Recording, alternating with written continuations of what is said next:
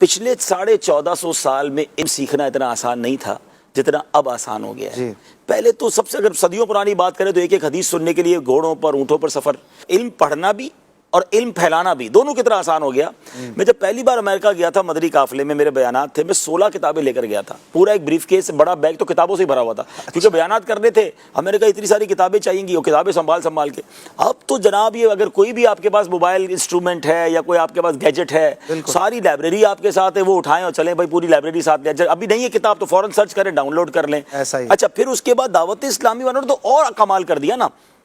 ایک تو جگہ جگہ گلی گلی مدرسے، اسلامی بہنوں کے الگ، اسلامی بھائیوں کے الگ، پھر جناب آن لائن مدرسہ بنا دیا، چلیں بھائی گھر بیٹھے بیٹھے پڑھنا ہے، اپنی مرضی کے ٹائم کے مطابق پڑھ لیں۔ پھر آگے جائیں تو ویب سائٹ بنا دی، دنیا کی 40-45 زبانوں میں ٹرانسلیشن کر دیا کتابوں کا، اور وہ ساری کتابیں فری۔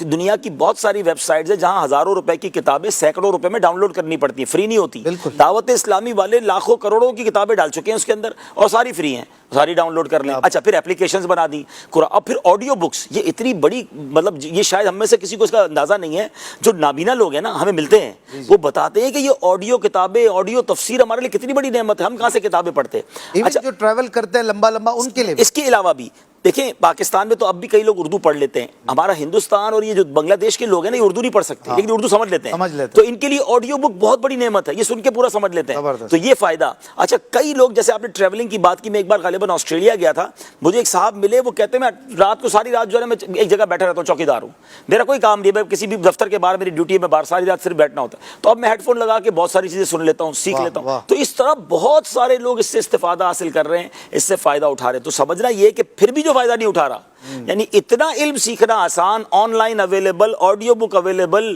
جناب کہتے ہیں گھول کے دوائی تیار ہے، پی تو لیں کم از کم۔ اگر وہ بھی ہم نہیں سیکھ رہے، پھر بھی ہماری نمازیں کے بارے میں فرائض نہیں پتہ، پھر بھی ہمیں قرآن صحیح پڑھنا نہیں آتا، پھر بھی ہم نے تفسیر نہیں پڑھی ہے، تو ہم کتنی بڑی محرومی میں ہیں۔ ہم اس دور میں ہیں جو دور غالباً سب سے زیادہ آسان ہے علم دین سیکھنے کا۔ ہاں ایک آخری بات اس میں کہوں گا کہ آسان ضرور ہے مگر اس میں ایک مشکل اور کھڑی ہو گئی ہے، کیونکہ جب سے یہ سوشل میڈیا اور انٹرنیٹ آیا ہے تو بہت سارے آپشنز بھی سامنے آ گئے ہیں۔ ہم عاشقان رسول خاندان میں پیدا ہوئے تو ہم عاشقان رسول کے مدرسے میں ہی جاتے رہے اور الحمدللہ انہی سے سیکھا۔ اب جب انٹرنیٹ سے رجوع کا زمانہ آیا تو بہت سارے آپشن آ گئے، بد عقیدہ لوگ بھی سامنے ہیں جن کو دین کا پتہ ہی کچھ نہیں ہے، وہ بھی دین سکھا رہے ہیں۔ تو اب یہاں سلیکشن بہت ضروری ہے کہ اگر میں نے دین سیکھنا ہے، علم دین حاصل کرنا ہے تو کس سے حاصل کرنا ہے، تو اس کے لیے مستند آتھنٹک اللہ کی رحمت سے دعوت اسلامی کی ویب سائٹ موجود ہے، مدنی چینل موجود ہے، بکس موجود ہیں، فیضان آن لائن اکیڈمی موجود ہے، تو ان تمام ذرائع سے آپ انشاءاللہ علم حاصل کریں، اللہ نے چاہا آتھنٹک اور سرٹیفائڈ علم دین آپ کو حاصل ہو جائے گا۔